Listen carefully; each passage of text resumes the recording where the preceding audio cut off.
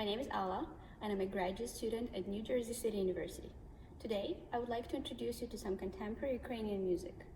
Myroslav Skorik is a living Ukrainian composer. He was born in Lviv, Ukraine on July 13, 1938. His works are regularly being performed in Ukraine and all over the world.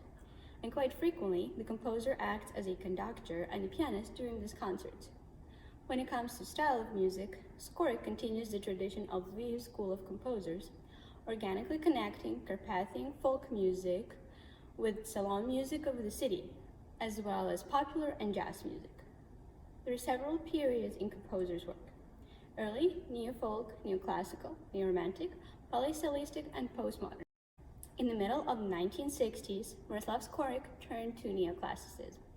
At that time, he wrote Partita No. 1 and No. 2 for chamber orchestra, Partita No. 3 for string quartet, Partita No. 4 for orchestra, Partita No. 5 for piano, and a number of other piano pieces like burlesque, toccata, sic preludes and fugues, Concerto No. 1 for piano and orchestra.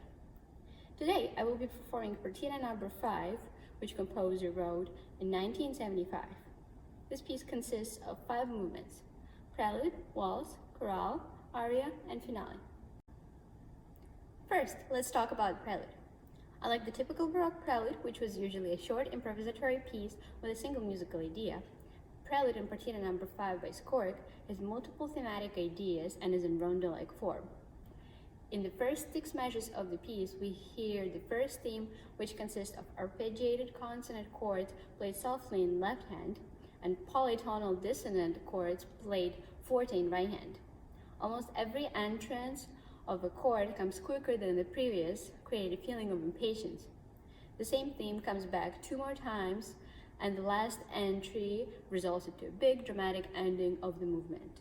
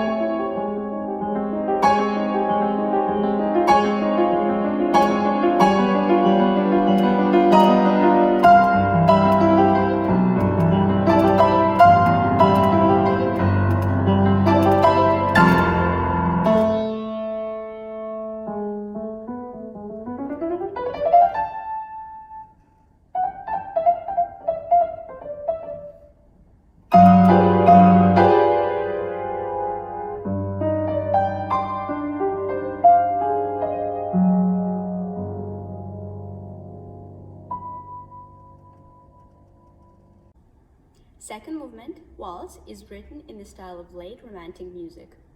Here, hemiola is being utilized quite frequently by Skorik. He uses it to liven up the music and to drive it forward. In a way, this piece could come off as a typical trivial dance. However, it is filled with elements of ironic, over-the-top dramatization,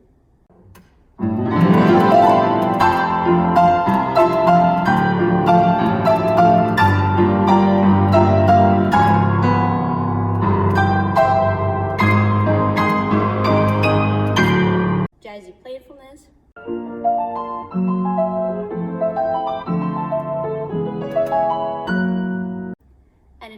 with a feeling of internal battle, which prepares the mood of the third movement.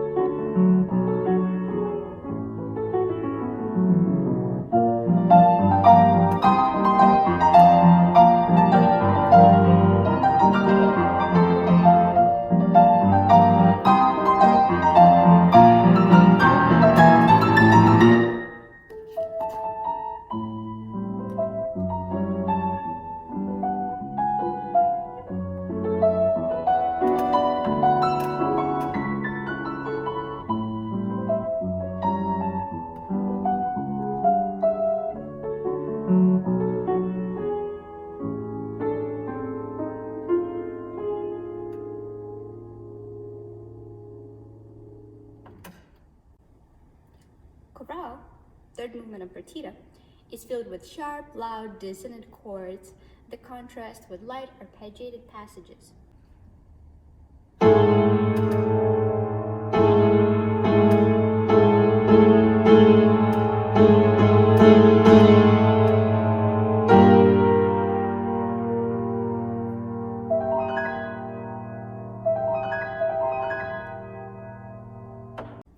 This piece is somewhat reminiscent of old-style church singing, where light passages of the music are echoes in the building.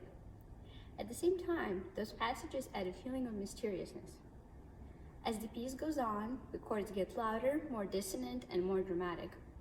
However, by the end, there is no successful resolution, as the chords get smaller, softer, and slowly fade away.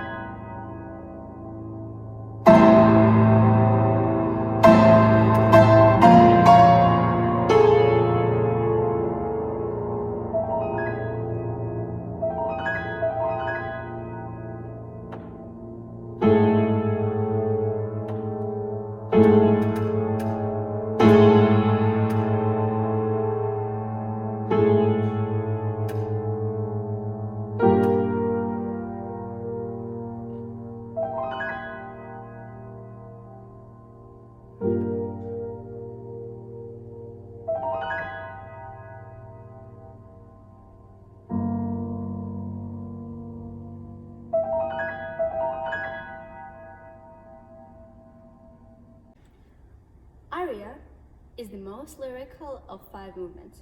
From the very beginning, it sounds like a very typical romantic piece. However, starting in measure 20, it gets more and more dissonant, with left hand playing chromatic figurations combined with various dissonant chords.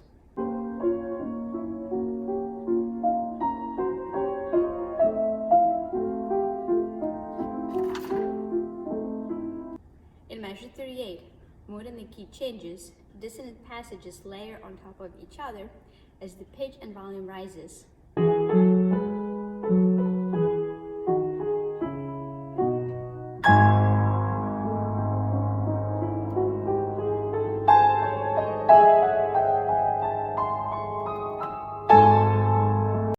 It seems like the movement is heading towards its culmination, however, it never reaches it.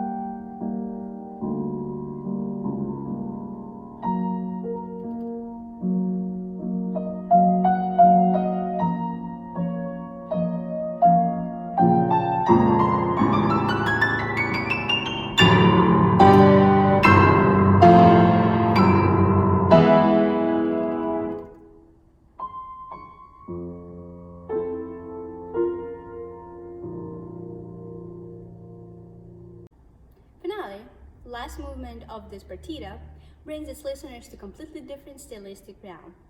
This movement is full of youthful passion and playful character. It is similar to an operetta or musical, where the characters keep changing, popping in and out, and the scenes keep alternating all the time. The form of this movement is also very similar to rondo, with the first theme coming back over and over and acting almost like an interlude played between the different scenes.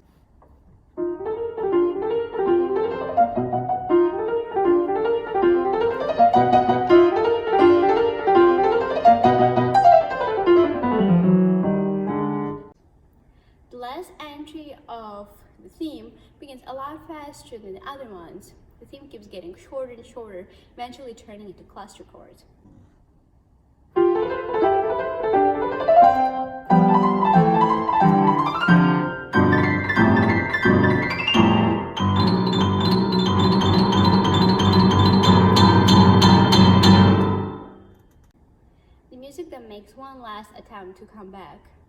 and is then followed by 26 measures of what almost sounds like a broken record. The effect is created by both hands playing dissonant chords and then letting go of certain notes while sustaining the others. While the first chord is the same in all 26 measures, the sustained part of the chord alternates between two different harmonies, therefore creating a feeling of music trying to move forward while being stuck at the same time.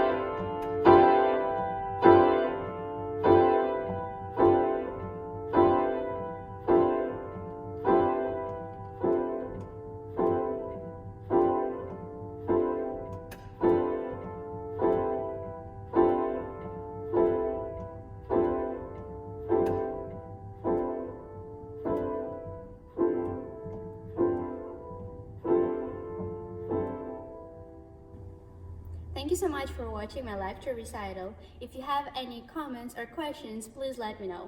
I hope you enjoyed it. I will see you later.